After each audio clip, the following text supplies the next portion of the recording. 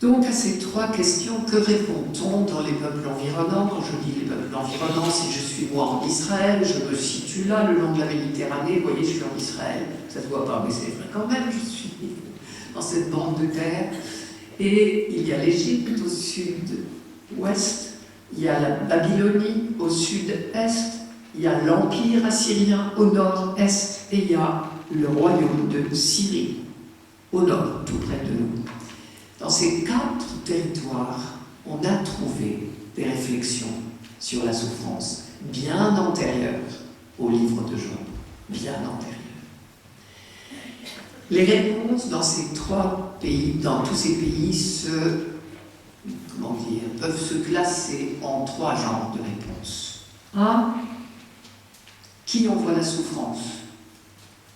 Tout le monde dit la même chose, alors ça je vais le balayer tout de suite. Qui envoie la souffrance? Oh, tout le monde est d'accord. Les divinités. Dans tous ces peuples, on croit à plusieurs divinités. Alors il y a tous les systèmes, je ne vais sûrement pas entrer là-dedans.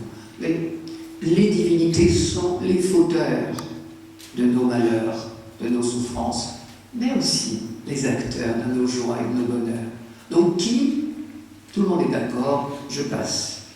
Sur les deux autres questions, pourquoi la souffrance, y a-t-il une explication? Dites-moi. Ou bien, pourquoi, en vue de quoi?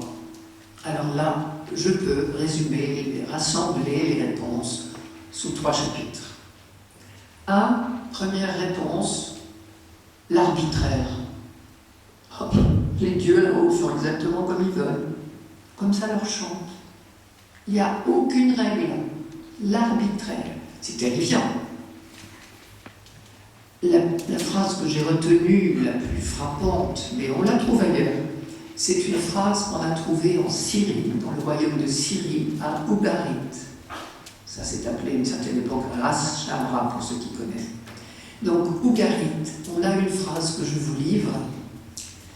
Alors, je dis tout de suite, pour vous mettre au repos, je vous donnerai en fin de journée un résumé. Des phrases comme ça, elles seront dedans. En fin de journée.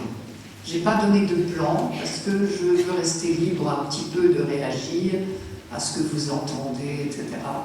Et vu le temps qui m'est imparti, d'accentuer plus ou moins tel ou tel passage. Mais vous aurez un résumé, ça va vous reposer un peu. Prenons le temps de réfléchir, tout simplement.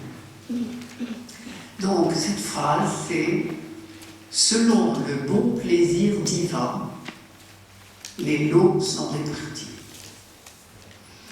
Vous avez votre lot dans la vie, de bonheur ou de malheur.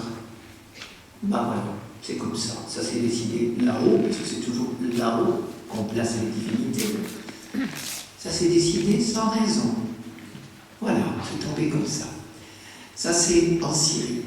En Babylonie, on raconte l'un des récits de création du monde, il y en a plusieurs des récits. L'un d'entre eux raconte que tous les premiers de l'an, les divinités se réunissent là-haut, les dieux bons et les dieux méchants. Et puis, ils convoquent, les humains sont sous leurs yeux, et ils convoquent les jours de l'année. Et comme ça, gratuitement, ils décident ce qui vous arrivera pendant l'année qui vient. Ça tombera comme ça tombera.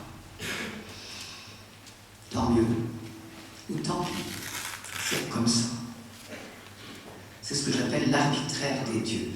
Dans le livre de Job, on entend un écho de ça dans la fin du texte que nous avons entendu tout à l'heure, dans le chapitre 3. Job dit à un moment, ce qui prouve que son texte, au moins sur cette partie-là, est un tout petit peu influencé. « Périsse le jour où j'allais être enfanté, et la nuit qui a dit, un homme a été conçu. Ce jour-là, qu'il devienne ténèbres, que de là-haut, Dieu ne le convoque pas. » C'est un discours absolument pas habituel en Israël, mais c'est comme ça qu'on parlait en Babylonie.